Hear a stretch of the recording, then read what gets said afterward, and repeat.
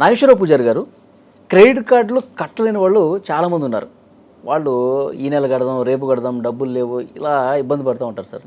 అసలు credit card కట్టకుండా ఉండే ఆప్షన్ ఏమైనా ఉందా? ఇప్పుడు బీయింగ్ ఏ సోషలైట్ నేను క్రెడిట్ కార్డు కట్టకుండా నేను ఎందుకు అడిగానంటే, మీరు గతంలో ఎక్కడో ఒక వీడియో చూశాను సార్, క్రెడిట్ కార్డు కట్టాల్సిన పని లేదు అని మీరు అన్నట్టుగా. నేను ఎప్పుడు కూడా క్రెడిట్ కార్డు కట్టాల్సిన పని లేదు, క్రెడిట్ కార్డు కట్టద్దని ఎప్పుడు కట్టలేని పరిస్థితి వస్తే చట్టానికి అంటే కోర్టుకి వెళ్ళి బ్రీతింగ్ పీరియడ్ అంటే ఒక 1 year 2 years 3 years మనం వాళ్ళ దగ్గర నుంచి హరాస్మెంట్ తప్పించుకోవడానికి మనం కోర్టుకి వెళ్ళి ఆర్డర్ తెచ్చుకోవచ్చు తప్ప క్రెడిట్ కార్డు కట్టద్దు అని ఎప్పుడు చెప్పను నేను.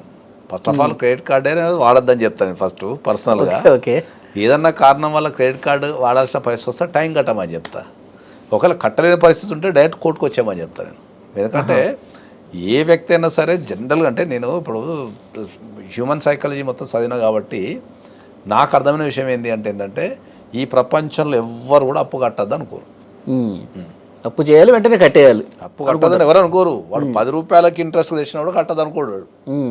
సాధ్యమైనంత వరకు వాడు కడతాడు. 10 రూపాయలు ఇంట్రెస్ట్ తెచ్చినప్పుడు కడతాడు. ఎప్పటిదాకా కడతాడు? వాని చేతిలో మనీ రొటేషన్ అయ్యేంత వరకు కడతాడు పాపం. ఆయన చేతిలో మనీ ఎప్పుడైతే రొటేషన్ ఆగిపోతుందో అప్పుడు వాని థింకింగ్ పవర్ స్టార్ట్ అవుతుంది. అబ్బా నేను ఏం తప్పు చేసినా 10 రూపాయలకి ఎట్లా కడుతున్నా అనేది స్టార్ట్ అవుతుంది. సో స్వతహాగా ఎవ్వరు కూడా అప్పు కట్టద్దు అని అనుకోరు. అది ఫస్ట్ పాయింట్. వాడు అప్పు కట్టద్దు అని ఎప్పుడు అనుకుంటాడంటే వాని చేతిలో మనీ రొటేషన్ ఎప్పుడైతే ఆగిపోతుందో లేకపోతే వాని చేతిలో ఉన్న ఫండ్స్ ఎప్పుడైతే ఆగిపోతాయో అప్పుడు అప్పు కట్టద్దు అనుకుంటాడు. అప్పుడు ఏం చేయాలి? కట్టలేని పరిస్థితి ఉంటే నేను కోర్టుకి వెళ్ళేసి మనం ఇంజంక్షన్ ఆర్డర్ కనుక వేసుకుంటే కోర్టు మనకు టైం ఇచ్చే అవకాశం ఉంటుంది. 2-3 years వరకు కట్టద్దని టైం ఇచ్చారు. ఈ లోపు నీ ఆర్థిక పరిస్థితిని సెట్ చేసుకోవడము, సంపాదన పెంచుకోవడము, దాన్ని స్ట్రీమ్లైన్ చేసుకోవడమో చేసుకొని తర్వాత కట్టచ్చు. దాని పెద్ద విచిత్రం ఏం లేదు. కాకపోతే ఏంటంటే ఒక్కసారి కట్టద్దు అని డిసైడ్ అయిన తర్వాత మ్యాక్సిమం కేసులు సెటిల్మెంట్కి వెళ్ళిపోయి నీ మొత్తం పెండింగ్ అమౌంట్లో 20%కో 30%కో క్లోజ్ అవుతుంటాయి. అవి జనరల్గా సెటిల్మెంట్ అయ్యే అవకాశాలు ఎక్కువ ఉంటాయి. అనుకో ఓ 2-3 సంవత్సరాలు కట్టకపోతే క్రెడిట్ కార్డు వచ్చేంత కొంత కట్ట వెళ్ళిపోతా అడిగి అప్పుడు ఏంది 20 కడతాపో 30 కడతాపో అనంటే అక్కడ తీసుకొని వెళ్ళిపోయి క్రెడిట్ కార్డు క్లోజ్ చేసేస్తాడు. ఇలా ఉందా సార్ ఆప్షన్? అది ఎందుకు లేదు? అన్సెక్యూర్ లోన్ని అదే చెప్తున్నా. అన్సెక్యూర్ లోన్ని బ్యాంకు వాళ్ళు వసూలు చేసుకోవడం చాలా కష్టం. సో కష్టం కాబట్టి ఏం చేస్తారు వీళ్ళు, మర్యాద కూడా తీయరు, చట్టానికి పోతే లేట్ అవుతుంది కాబట్టి ఈ రికవరీ ఏజెంట్లు పెడతారు. అందుకే ఈ రికవరీ ఏజెంట్లు కూడా ఎందుకు భయపెట్టించి బెదిరించి ఎందుకు చేస్తుంటారు అంటే ఏంటంటే దాన్ని లీగల్గా వసూలు చేసుకోవడం కష్టం. అన్సెక్యూర్ లోన్ని లీగల్గా వసూలు చేసుకోవడం కష్టం. సో లీగల్గా వసూలు చేసుకోలేం కాబట్టి ఇల్లీగల్గా లీగల్ పద్ధతి అని చెప్తే వసూలు చేస్తారు వీళ్ళు.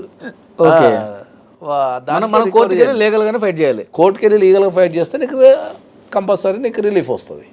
ఓకే.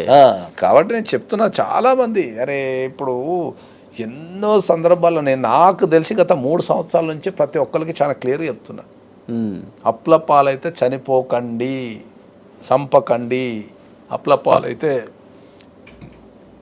ఏదున్నా ఒకసారి రండి, మాట్లాడి దాన్ని ఎట్లా రీకన్స్ట్రక్షన్ చేయొచ్చు, లేకపోతే దాన్ని ఎట్లా సాల్వ్ చేయొచ్చు, లేకపోతే కోర్టుకు వెళ్దామా వద్దా అనేది నేను చెప్పగలిగే శక్తి నాకున్నది. ఎందుకంటే ఒక్కసారి మీరు అప్లపాలైపోయి ఫైనాన్షియల్ బర్డెన్ మీ మీద పడిపోయినప్పుడు మీరు స్వతహాగా బ్యాలెన్సింగ్ చేయలేరు. మీకు ఆలోచన శక్తి తగ్గిపోతుంది, డిప్రెషన్ పెరిగిపోతుంది, ఇరిటేషన్ పెరిగిపోతుంది, సరైన ప్లానింగ్ ఉండదు, మీకు జీవితం అయిపోయింది అనుకుంటారు. తర్వాత మీకు ఐడియాలు కూడా రావు, బ్రెయిన్ ఫంక్షనింగ్ చేయదు చక్కగా. అందుకనే మీరు ఏ రకంగా అప్పుల పాలైనా మీరు ఒక థర్డ్ పార్టీ ఎక్స్పర్ట్ని సంప్రదించగలిగితే వాళ్ళు బ్యాలెన్సింగ్ చేస్తారు. ఇప్పుడు ఆరోగ్యం బాగాలేకపోతే ఎట్లయితే నువ్వు డాక్టర్ దగ్గరికి వెళ్తావో, నువ్వు అప్ల పాలైనప్పుడు కూడా ఒక ఎక్స్పర్ట్ని సంప్రదించు, వాళ్ళు దాన్ని సెట్ చేసేస్తారు. ఓకే, నేను అది చెప్పేది. సార్ మీరు బ్రీతింగ్ టైం తీసుకొచ్చారు అతనికి, తీసుకొచ్చిన తర్వాత అప్పటికి కూడా సెట్ కాకపోతే ఏంటి? ఏది బ్రీతింగ్ టైం 2 years ఇచ్చారు అతనికి. ఎవరికి కూడా ఈ దేశంలో ఫైనాన్షియల్ ఇష్యూ అనేది జీవితాంతం ఉండదు, ఎవరికి ఉండదు. ఒకవేళ కట్టద్దనుకున్నాడు జీవితాంతం ఉంటుంది అనుకుంటా. కట్టద్దని డిసైడ్ అయితే ఏం చేయలేము. 1-2% అట్లా ఉండేటోళ్ళు కూడా ఉన్నారు. కట్టద్దు అని డిసైడ్ అయితే ఎవరేం చేయలేరు దాంట్లో. కానీ అది ఓన్లీ 1% కూడా ఉండరు కట్టద్దని. ఓకే, నాకు తెలిసినంత వరకు నేను గత 15-20 సంవత్సరాల నుంచి ప్రాక్టీస్ చేస్తున్నా కాబట్టి నాకు తెలిసినంత వరకు కట్టద్దు అనేటోడు ఎవడు ఉండడు. ఇంతకుముందు చెప్పినట్టు మన దగ్గర పైసలు అయిపోవటమో లాస్ కావటమో ఏదో జరుగుతుంది తప్ప ఉండదు. కాబట్టి నేను మళ్ళీ ఒకసారి ఏం చెప్తున్నా అంటే ఏంటంటే ఈ ప్రతిసారి చెప్పేది కానీ మళ్ళీ చెప్తుంటాను నేను ఇంకా. ఎందుకంటే ఏంటంటే ఏదన్నా కారణం వల్ల మీరు ఫైనాన్షియల్ లాస్ అయితే చనిపోవటము లేకపోతే చంపటం చేయకండి. నా దగ్గరికి రండి, నేను కూర్చొని వీలైనంత వరకు దాన్ని కోర్టుకు వెళ్లకుండా పరిష్కరించడం వల్ల చూద్దాము. కాకపోతే అప్పుడు కోర్టుకు వెళ్ళి ఏమైనా చేసుకుందామని చెప్తున్నాను. సార్, ఆత్మహత్య అంచుల వరకు వెళ్ళి కాపాడిన కేసులు ఏమైనా ఉన్నాయి మీరు డీల్ చేసినవి? నేను ఇప్పుడు ఈ వీడియో ఎవరన్నా నా క్లయింట్స్ కనుక ఎవరన్నా వీడియో ఇస్తే కామెంట్ పెట్టమని చెప్తాను. నాకు తెలిసినంత వరకు ఒక 3 సంవత్సరాలల్లో ఆత్మహత్య చేసుకునే వ్యక్తుల్ని, అంటే ఈ ఫైనాన్షియల్ ఇబ్బంది వల్ల ఆత్మహత్య చేసుకునే వ్యక్తులు ఒక 2-3 వేల కంటే ఎక్కువ కాపాడుంటాను నేను ఖచ్చితంగా. 3,000 మంది దగ్గర 2-3 వేల కంటే ఎక్కువ కాపాడుంటాను. అందుకని చెప్తున్నా, అంత ధైర్యం ఎందుకు చెప్తున్నా అంటే ఏంటంటే ఈ వీడియో కనుక నా క్లయింట్స్ చూస్తే ఆత్మహత్య చేసుకునే టైం నా దగ్గరకు వచ్చి ఎంతమంది సేవ్ అయ్యారు అనేది కామెంట్ పెట్టని చెప్తాను. బా, గ్రేట్ సార్, థ్యాంక్ యూ.